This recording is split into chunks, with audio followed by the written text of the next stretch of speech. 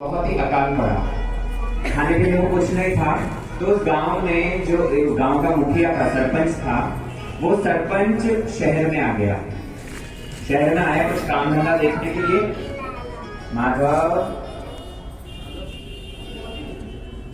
तो वो गांव का मुखिया शहर में आ गया कुछ काम धंधा ढूंढने, कुछ पैसा कमाने, रोजगार देखने के लिए, ताकि स्वयं भी अच्छे से रह सके और अपने गांव में जाकर भी पुनः वापस सभी को रोजगार दे सके। ये जैसे ही शहर में आया था, इसने देखा एक स्थान पर बहुत भीड़ लगी हुई है, और भीड़ लगी हुई है उस स्थान पर क्या हो रहा है। जैसे ही पहुंचा देखने के लिए, इस तुरंत वहां पर किसी ने एक टोपी उछाली थी, और टोपी उछालते ही वो सीधा आकर इसके सर पे पड़ गई। जैसे इसके मस्तक पे वो टोपी पड़ी, सारे लोग तो उसको गोद में उठा लिया, कंधे पर उठा लिया। अरे हमारा राजा मिल गया, हमारा राजा मिल गया, हमारे नए राजा की जय हो, हमारा राजा मिल गया। सभी लोग इसके पीछे पड़ गए।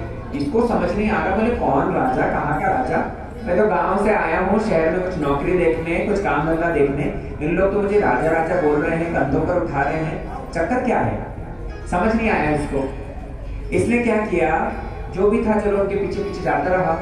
इसी व्यक्ति को, गांव के सरपंच को वो लोग ले आए एक राजमहल में। राजमहल में ले आए, कहने लगे आज से ये आपका घर है, आप हमारे राजा हैं, और आप अगले आने वाले 5 वर्षों तक राजत्व करेंगे। अब इसके बाद समझ में नहीं आ रही थी, कई सारे प्रश्न इसके मन में है। भैया मैं 5 साल के लिए राजत्व करूंगा, जो पुराना राजा है वो कहाँ गया?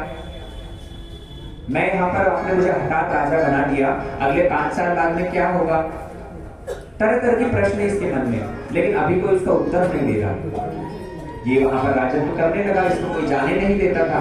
राजा बन गया, सारा राजकोष इसके पास में है, सारा ट्रेजर इसी के पास में है, और सब इसकी बात भी मानते हैं। तो इसने क्या किया, कुछ दिन तो वहां पर गुजारे, लेकिन कुछ समय जैसे बीता है, महीना 2 महीना, इसने अपने मंत्री को बुलाया और मंत्री को स्ट्रिक्टली प्रश्न किया। बोले तुम मुझे कुछ सवालों का जवाब दो। बोले क्या? मेरे से पूर्व जो राजा था वो कहाँ गया? मेरे से परवर्ती काल में कौन राजा बनेगा? और तुम लोगों ने इस तरह से टोपी उछालकर मुझे राजा रूप में क्यों नियुक्त किया? उसको मंत्री साहब कहने लगे कि देखो, आपसे पूर्व जो राजा था उसको हम लोगों ने, ये राज्य के बाहर एक जंगल है, उसी जंगल में हमने छोड़ दिया। उस जंगल में शेर, चीता, भालू, बड़े ही हिंस्र पशु हैं, वो उसको मार के अब तक तो खा गए होंगे, हजम कर दिया होगा। बोले 5 साल बाद में क्या मेरे साथ भी ऐसा करोगे? बोले हाँ, हमारे राज्य का नियम है, जो भी राजा की पदवी पर बैठेगा 5 साल के लिए बनेगा, और 5 साल बाद में उसे हम उसी जंगल में छोड़ देंगे। बोले ऐसा क्यों करते हो? बोले ऐसा इसलिए ताकि 5 साल के लिए जो कुछ भी राजत्व करे वो कभी भी राजगद्दी का भोग ना करे, प्रजा की सेवा करते करते जीवन निकाले, और दूसरी बात राजा का राजा भी बना रहेगा। अब उसको तो दिमाग घूमने लग गया। बोले 5 साल बाद में मुझे शेर, बिल्ली, कुत्तों के सामने छोड़ देंगे, वो तो मुझे खा खा कर, बोटी बोटी नोच कर खा जाएंगे। कहा मैं अपने गांव में रक्षा का वादा करने के, उनको सांत्वना देकर मैं आया था, यहाँ कुछ मिला तो है नहीं। अभी उसी दिन से उसने अपना दिमाग लगाना आरंभ किया। उसने दिमाग लगा के कहने लगा राजकोष क्या मेरे पास में है? राजा का जो ट्रेजर होता है, क्या वो ट्रेजर का अधिकार मेरे पास में है? बोले हाँ, आप राजा हैं, आप उसका यूज कर सकते हैं। इसने क्या किया, उसी ट्रेजर का यूज करके और कुछ काम करने लगा। जैसे जैसे इसके राजत्व की अवधि समाप्त हो रही थी, 5 साल कंप्लीट होने वाले थे, और जो राजा थे वो तो 5 साल कंप्लीट होते होते रोते, बहुत रोते थे। शुरू के सालों में तो खूब मौज मारते, खाते पीते खेलते कूदते, लेकिन जैसे जैसे अंतिम समय आता था उस समय पे वो रोते, भयभीत होते, हमें उस जंगल में छोड़ दिया जाएगा, हमें मार दिया जाएगा। लेकिन इस राजा के साथ में पूरा विपरीत देखा जा रहा है। ये शुरू के समय से ही बड़ा ही सतर्क रहा, भोगों में लिप्त नहीं हो गया, बहुत ही सावधान रहा, और जब अंतिम समय आ रहा था, जब 5 वर्ष खत्म होने वाले थे, उस समय पे भी ये रो नहीं रहा। इसे कोई डर नहीं है। अभी डर नहीं है तो सारे मंत्री, सारे सेनापति, सभी लोग आश्चर्य में पड़ रहे हैं कि इसने ऐसा क्या किया है कि इसे कोई डर ही नहीं। ये तो बड़ा हंसता खेलता हुआ जीवन यापन कर रहा है। अभी जब अंतिम दिन आया, 5 साल कंप्लीट हुए, अंतिम दिन आया है, इस व्यक्ति को नौका में बिठाकर और नदी पार करवा के उस जंगल में छोड़ने जा रहे हैं। जब जंगल में छोड़ने जा रहे थे, नौका में बैठने पर भी ये बड़ा नाच रहा है, बड़ा कूद रहा है, आनंद में है। सारे सब आश्चर्य में पड़ रहे हैं कि राजा जी एक प्रश्न का उत्तर देते जाइए, नहीं तो हमारे मन में ये कुतूहल रह ही जाएगा। बोले क्या? अरे आप इतना आनंद में क्यों हैं? बाकी राजा तो रोते रोते जाते थे, अपनी मृत्यु से भय करते थे, लेकिन आप तो देखते हैं बड़े आनंद में हैं। आपने राजत्व के शुरू के वर्षों में कोई भोग भी नहीं किया, कुछ सुख ऐश्वर्य का आस्वादन नहीं किया, ऐसा क्यों? राजा कहने लगा, मैंने अपना बुद्धि लगा के और अपने लिए परवर्ती काल की चिंता करते हुए बहुत सुंदर व्यवस्था करी है। बोले क्या व्यवस्था करी? कहने लगे राजकोष तो मेरे पास में था ना? बोले हाँ, मैंने उस राजकोष से लेकर नदी के पार में जो जंगल है वो पूरा जंगल साफ करवा दिया। वहां के जो हिंस्र पशु थे, शेर, चीता, भालू इत्यादि, उन सबको मैंने चिड़ियाखाने में बंद करवा दिया और मैंने उस पैसे का उपयोग करते हुए नदी के उस पार बहुत सुंदर एक महल, बहुत सुंदर एक गांव बसा दिया है।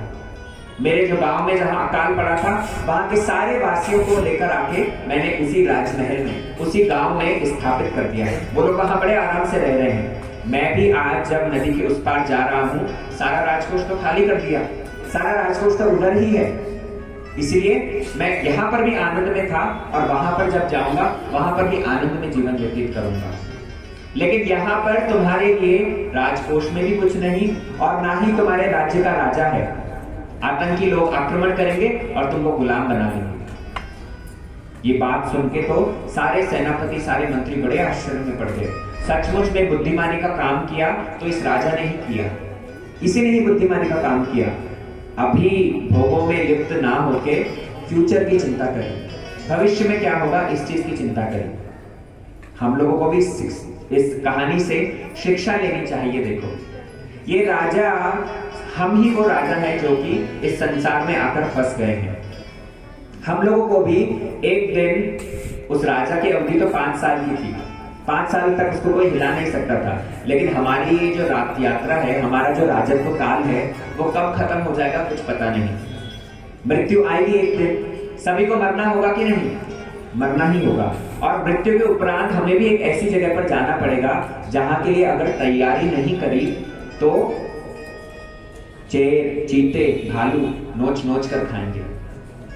आप विचार करके देखो, हम यहाँ से अगर मनाली भी जाएंगे घूमने के लिए तो उस समय पर घर में बैकपैक करते हैं ना, सर्दी का सामान लेंगे, आवश्यकता की वस्तुएं लेंगे, मेडिसिन लेंगे, लेकिन एक दिन हमको एक ऐसी यात्रा करनी पड़ेगी जिसके लिए कब आएगी पता नहीं, कब जाएंगे कुछ ठीक नहीं, वहां पर क्या व्यवस्था होगी कुछ उसका ठिकाना नहीं।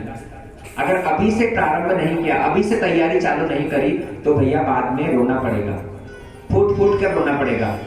उस राजा ने जिस तरह से राजकोष की संपत्ति का सही व्यवहार किया, हमारे पास भी ये हरिनाम रूपी संपत्ति है। इस संपत्ति को जितना हो सके अर्जन करो। बुद्धिमानी इसमें नहीं है कि अभी हम कैसे लग्जूरियस लाइफ जी रहे हैं। पहले के राजा क्या करते थे, वो पैसे का उपयोग करके भोग करते थे। हम लोग भी अभी के समय पे ऐसा ही कर रहे हैं। अपनी करंट लाइफ को कैसे लग्जूरियस, कैसे कंफर्टेबल बनाना है, उसके पीछे हम लोग पड़े हुए हैं। हाँ कि ना? आज के समय पे प्राय चेष्टा उसी के लिए हो रही है, लेकिन फ्यूचर के लिए भी थोड़ा चिंता करो। एक बुद्धिमान व्यक्ति उसी को कहा जाता है जो अपना फ्यूचर के बारे में सोच कर चले, विचार करके चलेगा। पैसा भले ही कितना ही यहाँ पर कमा लो, लेकिन वो पैसा अगली लाइफ में काम नहीं आएगा। उस यात्रा में, उस जगह पर ये पैसा काम नहीं आएगा। जब हंस अकेला उड़ जाएगा, खाली पिंजरा पड़ा रह जाएगा। इस शरीर के अंदर जो आत्मा है, उस आत्मा का आहार है हरिनाम, भगवान का नाम। इसीलिए भगवान नाम को जप करो भैया। इस धन को इकट्ठा करो, तुम्हारा ये जीवन भी सुखी रहेगा, अगला जीवन भी सुखी रहेगा। लेकिन अगर भगवान का नाम जप नहीं किया तो यहाँ तो रोते ही रहोगे। भगवान के नाम के बिना कोई सुखी नहीं रह सकता। हमारे भक्त लोगों का जीवन देख लो, इन लोग जिस तरह से आनंद में रहते हैं, आप संसारिक व्यक्ति और दूसरों के जीवन कंपेयर करके देख लो। सबकी गृहस्थ लाइफ है, आप इनकी लाइफ और दूसरे भक्तों की लाइफ कंपेयर करके देख लो। ये लोग जैसे आनंद में रहते हैं वैसा और कोई रह नहीं पाता होगा। इसीलिए हरि नाम का आश्रय लेने में, भगवत नाम जप करने में, ये जीवन में तो कल्याण है ही, परवर्ती काल में, फ्यूचर में भी, इस जीवन के बाद में भी बुद्धिमानी यही है कि उस जीवन हरि नाम हमारे काम आएगा। इसलिए कल मैं जो कह रहा था, भगवान के नाम को अपने जीवन में अपनाओ। अभी भी हम लोग एक माला करेंगे ठाकुर जी का नाम जप करके, उसके बाद में गिरिराज जी की पूजा करेंगे और उसके बाद में हम लोग सब घर जाएंगे। ठीक है प्रभु जी, माला ले आए हैं।